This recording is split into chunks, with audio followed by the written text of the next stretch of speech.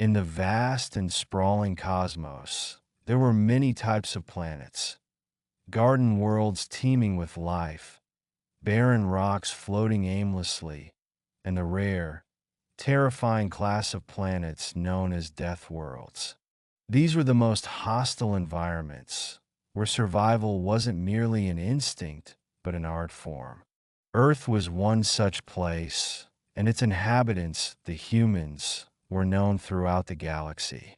For centuries, the Galactic Union had looked at humans with a mix of awe and fear. Their resilience, adaptability, and unyielding determination were unmatched. Yet, most saw them as little more than tools, laborers for the Union's heavy industries, soldiers for the front lines, and expendable assets for the most dangerous missions. Humans, however, had a reputation for being cooperative and optimistic. Despite their harsh upbringing on Earth, they carried a strange sense of humor and an almost limitless capacity for kindness. For years, they endured the Union's exploitation with grit and smiles, even when their sacrifices were taken for granted. But then, the Metrak incident happened, the breaking point. On the planet Metrak, a colony was attacked by raiders from the warlike Krovok species. The Union refused to send reinforcements, citing strategic priorities.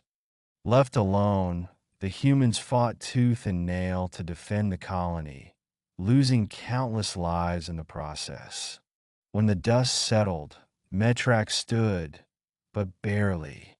Survivors broadcast desperate pleas to the Union Council, showing the devastation and calling out the betrayal. The Union's response was cold. Your sacrifice is noted. That was the final straw, a new kind of response. The humans didn't respond with angry speeches or fiery declarations. Instead, they went quiet, a deadly kind of quiet. Diplomatic envoys returned to Earth, trade agreements were under review, and military units stationed across the galaxy started coming home. The Union laughed at first, assuming humans were throwing a temper tantrum. But the laughter stopped when the true consequences became clear. The humans were not just leaving, they were withholding everything. Critical resources, engineering expertise, and their irreplaceable skills in crisis situations vanished overnight.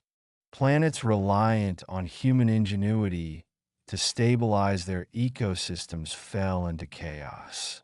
Union fleets, accustomed to human mechanics and pilots, found themselves grounded. When nice was over, the turning point came during a high-stakes negotiation on the Union's capital planet, Xenarprime. Representatives from every species gathered to confront the human ambassador, Lydia Kane. You cannot abandon the Union, a bulbous Zithian diplomat sputtered. It's irresponsible. Lydia leaned forward, her piercing blue eyes silencing the room.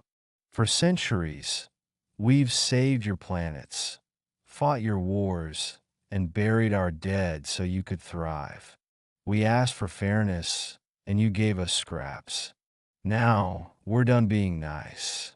The air in the chamber grew heavy as Lydia's voice dropped an octave. We're Deathworlders.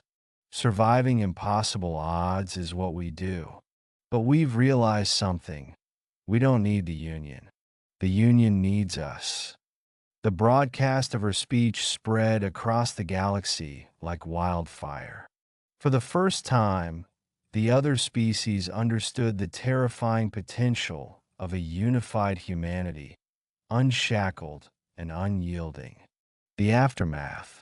In the months that followed, the Union scrambled to repair its relationship with humanity.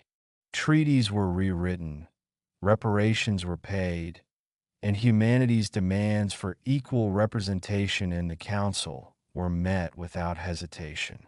But the humans were no longer the cheerful, accommodating allies they once were. They operated with cold efficiency, their smiles reserved only for their own. Meanwhile, whispers of the incident spread to other oppressed species. Inspired by humanity's defiance, revolts broke out across the galaxy. The age of exploitation was coming to an end, replaced by an era of accountability, an era humanity had ignited.